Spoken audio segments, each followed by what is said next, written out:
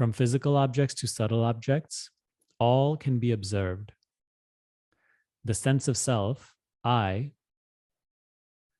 know it. It is in my witnessing. But see, right now, it is like what it appears to be and what it seems like, and what I take the me that is witnessing.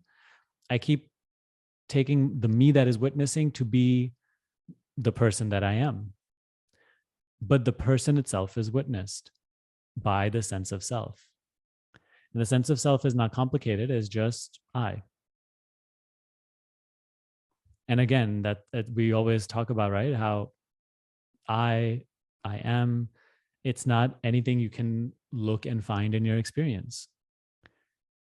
Anything that the attention can fall on, it's not that.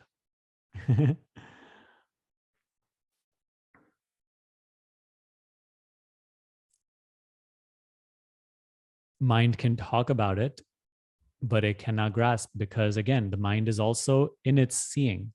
So what is it going to do? What value is it in this search? So why do we isolate the sense of self? Because when we do, it reveals its nature. Or we can say, when you learn about something, when you learn anything new, you're giving it your attention. You're in a way isolating that in your focus. If you want to learn how to drive a car, you have to isolate that in your focus, at least for a certain amount of time. When you're learning a new subject of the world, you have to really hone in on that. You call it maybe studying and practicing and doing this, but all what you're really doing is like your attention is like flowing in that. Anywhere in the world you start flowing your attention, you start to learn more about that. That particular thing starts revealing itself to you. If tomorrow I start watching baseball, which I don't watch, I know nothing about baseball. I know a few players maybe, but if I start watching baseball tomorrow, and right, so for a few moments tomorrow I give it my attention, automatically I start to learn more about it. And let's say now I'm also, and what you give your attention to also, you grow an interest in. It's quite funny in that way. Attention and interest are quite interlocked. So once I start becoming more interested in it, automatically I'm going to start giving it more attention. As I give it more attention, not only will I grow in interest, but also that whole world will start revealing itself to me. It will start revealing all of its little technicalities and stuff. So it is like that with everything in the world, of course. But now when it comes to meditation, which is like you're trying to understand not something inside of the world, but you're trying to understand existence itself. So you can't give your attention to anything inside of what appears, because it will have no actual benefit. It cannot reveal it any. So you start having to give your attention to the sense of self, because what are you trying to learn more about? You're trying to discover who you are. So to discover who you are, you have to give yourself attention. Not speaking of giving attention to the body, not speaking of giving attention to your idea of yourself. Because notice when I say give attention to yourself, automatically the self that we define in that statement is the person that I take myself to be. So of course the person is there, but for this isolation, this focusing, we're excluding even the person, because I observe even the person. The person is objective to me. So, right, this is where the question really bruise up, who am I, so the question, who am I, whatever mental answer comes, it's useless. It's absolutely useless, because again, it is, the mind can't say anything about that which is prior to the mind. It cannot grasp that which is prior to the mind. So you can't go there. You can't, that's not where you'll actually understand. The mind can't really reveal anything about the self. It's almost like, if I want to learn more about baseball, I'm directing my attention towards baseball. But in this case, let's say what we're doing when we're giving attention to mind is like we're bringing our attention to a different subject.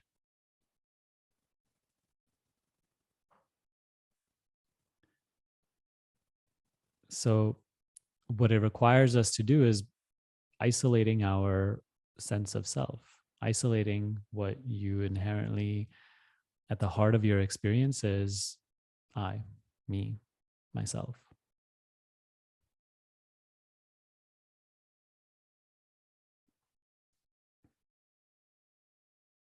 So see that like when you observe your physical experience, physical objects, you see very clearly, and it is clear to you that all of this stuff is very changeful, and it is always being built up, broken down, built up, broken down.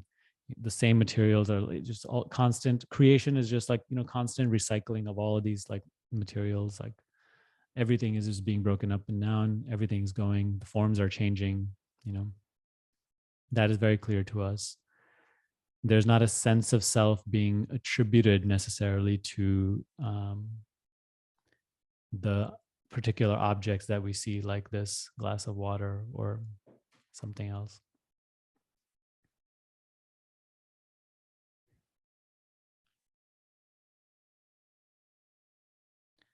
Or we can even say just sense of being, sense of reality, all the same thing.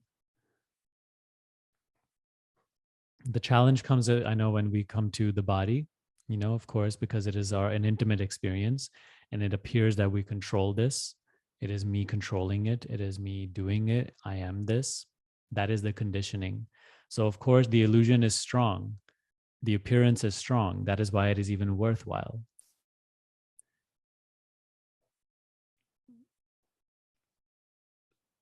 So here, you're just opening up to the possibility that I am not this, because, all of these years investing your sense of self in this hasn't really done you any good either, because you've seen even this constantly change. One time you think you're like a funny person, and then, the sense of humor is gone. Or you take yourself to be a confident person, this type of person, and that also changes. So you're seeing that everything that I take myself to be is also changeful. But at the heart of my experience, I am myself. Like the sense of self is never changing. That is what is being brought to your attention. That everything is that you are aware of, everything that appears is changing, but the sense of self, which we are isolating, is never changing. At the heart of all of your experience is me, myself, I. But even notice that when I even say the word me, what appears in the mind is an image of yourself as a person. So see that like currently we live on behalf of this image. We live as this image, but the image is not the sense of self. It is not I. It is also just a thought observed. The image itself of you changes. Not only what you look like in what we call physical experience, but even your own self-image.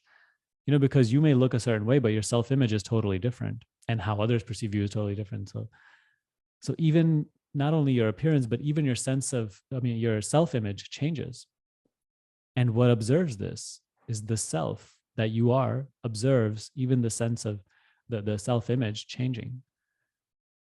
So what is coming to your acknowledgement now is that everything that I attribute the sense of being and sense of myself to is also being observed to change by me. whatever I am. So oftentimes, when we get into certain questions, the reason I say drop the question, instead start to bring your attention to yourself, is because that is the only way to understanding, really. That is the path of wisdom. But notice our own addiction to our own like mental stuff. We want to stay in the image of the self. We constantly want to create images of the self. That is what we're doing when we're constantly just pursuing our mental doubts and questions and so on and so forth. We're constantly trying to recreate an image of the self.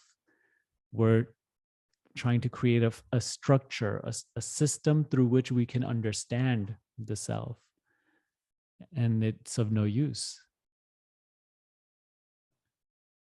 because it will always still just be a mental image.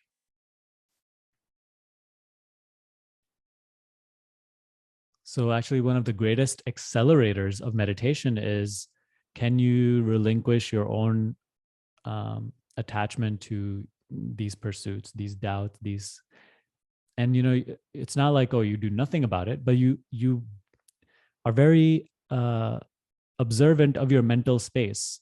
And when you do see the mind constantly just creating some trouble and grasping and whatnot, you just bring your attention away, because you're seeing that, like, because when you're active in those pursuits, the attention is unconsciously flowing there, and all that will be perpetuated is just your doubt.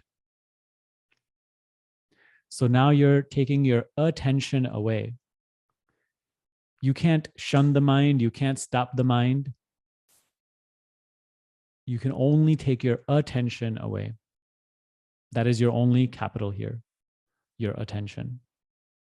So in the past few calls, we've been talking a lot about attention and how this whole process of meditation is gathering your attention, which is your life force. And so here you're bringing that life force, that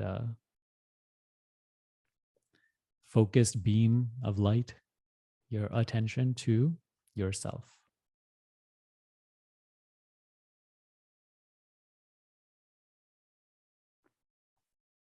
So when you do this, maybe you're like, okay, I sense my body.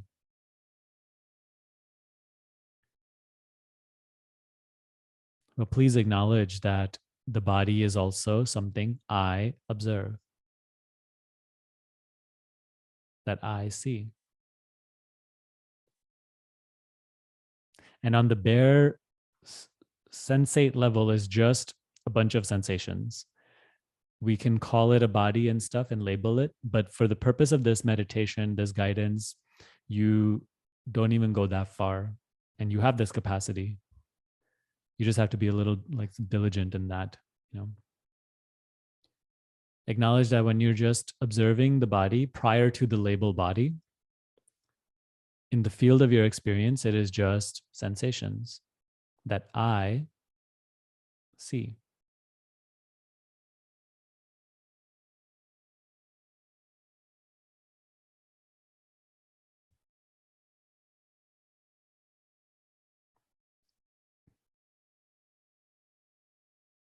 Then all the subtle processes as well.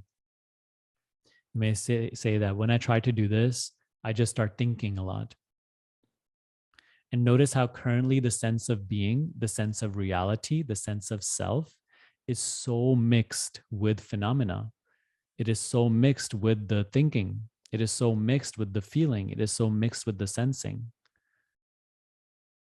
This is all the work there really is. There's no use in complaining meditation isn't deepening and this and that. It's just, this is the work. You know the work. You just have to do it. The sense of being right now is, the sense of self is too mixed with phenomena, with sensations, feelings, thoughts. And so all you need to do is, again, acknowledge that, okay, even when this is sort of, you say, I try to do this, but then that I get caught up in thoughts. All you're doing is you're just acknowledging that I am aware of thought. The thought appears and disappears, but I am as I am.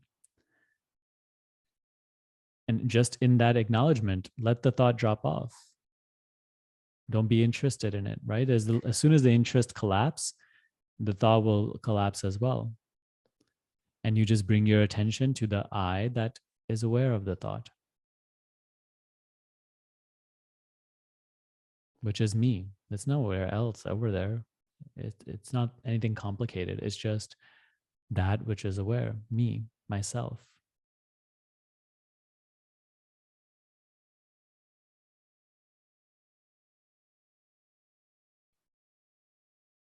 Right? To get to know myself, I'm giving myself attention.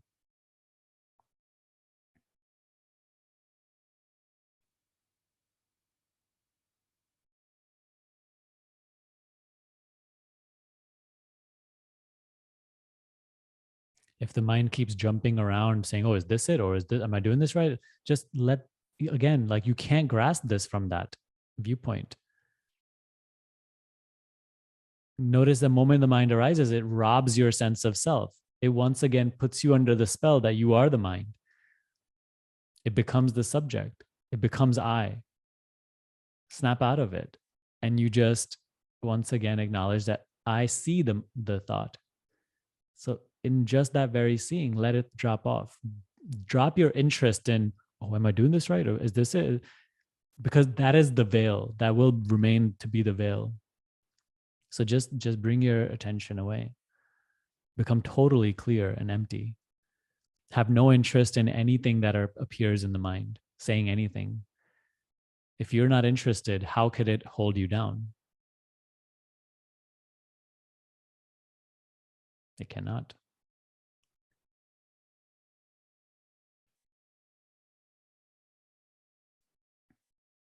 But only when you come across this teaching in this way do you even like understand that it is okay to just not give the mind attention. Otherwise, because there's such a sense of self invested in those thoughts, you think that they're the highest.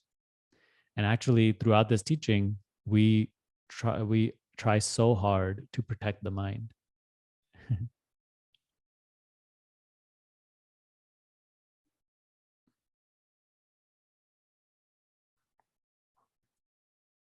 So isolate your sense of being.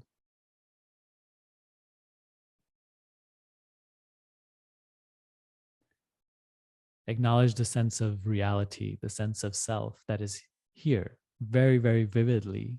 It's pulsating. It is what you experience as aliveness.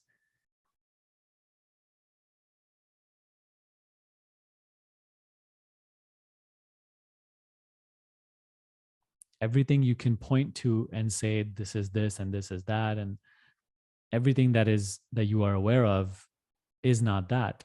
That is that which is aware of all of this stuff that you're talking about always.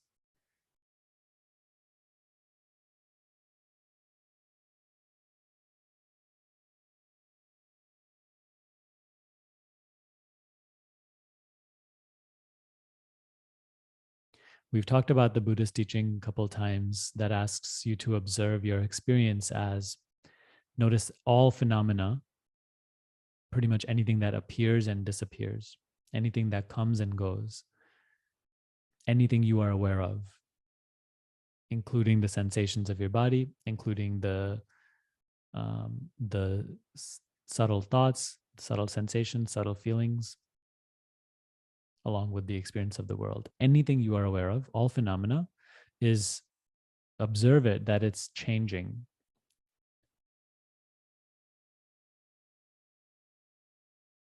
Observe it that it's impermanent.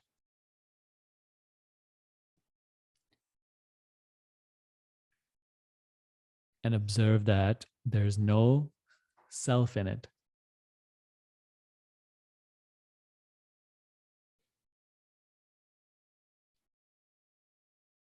No thought is aware of another thought. No sensation is aware of another sensation. No phenomena is aware of you. You are the only that which is aware. And you observe its transiency, its impermanence.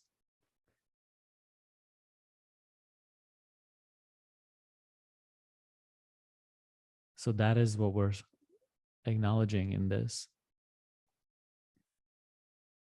Almost like also when you have a dream at night, of course it's a luscious, amazing world, and there's many things in it, there's many types of people, and it's just as real as this world. But all you're really there as is just, again, your awareness, your attention. The moment the dream is over, it's just that world doesn't exist. It's an appearance. So be open to the possibility that this is the same. Here you're observing inside of the dream. You are starting to observe rather than just sleepily going about dreaming. You are now, in a way, waking up and acknowledging the transiency, acknowledging the impermanence, acknowledging that it's just appearance. So, as I said, as we begin to isolate the sense of self, it starts to reveal to us what we may say, the secrets of the universe, the secrets of life, that you may see like, oh, I've never read a book about this. How am I coming to understand this? It's like, that is it. The frequency, it totally changes.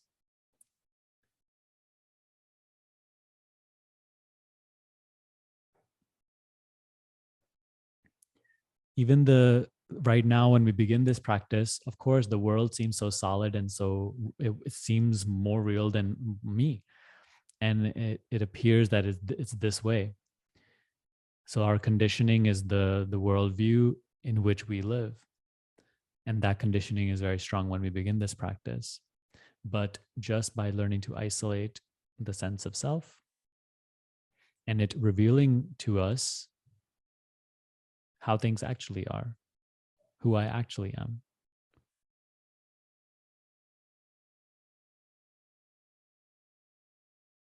all is set right. Meaning, all like the conditioned worldview starts to be seen through.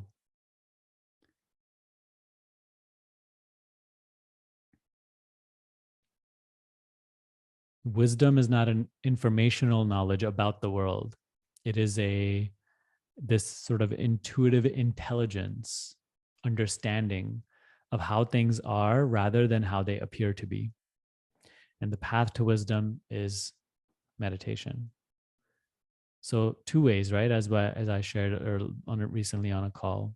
One is you either just have to let the experience unfold and go through its ups and downs and get beaten up a little bit, and through suffering. So that's like the path of being dragged, and through suffering, or yeah, through suffering the ups and downs of the world and the changefulness and the transiency, through suffering identification with objects, we grow wiser. And even a pure person who's not spiritual, quote unquote, goes through life becoming wiser little by little by learning the lessons of life.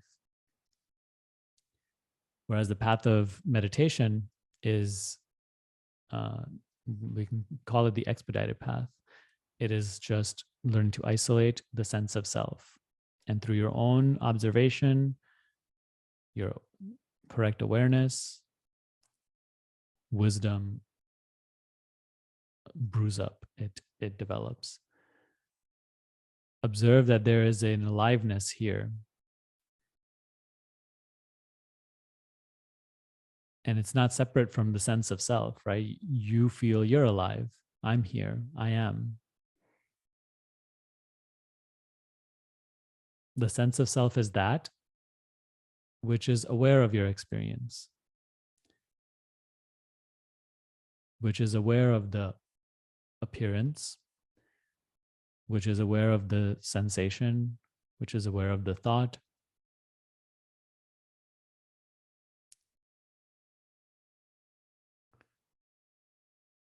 See if you can isolate that. By isolating the I, this entire teaching will open up to you. The wisdom, the peacefulness, the happiness you seek will be bestowed upon you. So, if you are looking to learn more about this meditation, which is called self-inquiry, I will link a playlist up here somewhere. You can go ahead and watch more videos on that. If you're looking for personal guidance and mentorship, you can learn more about School of Awakening, which is my day-by-day meditation program in which you will learn how to dissolve mind identification, awaken to your true formless self, and become free from suffering your experience. I'll link that down below.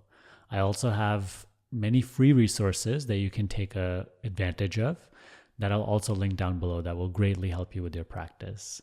So please take advantage of all of the resources that I have to share. I really hope that today's video brought you a lot of value. If this meditation resonates with you, go all in. Go all in on self-inquiry. It is the greatest investment that you'll ever make. That's it for today. I will see you next time.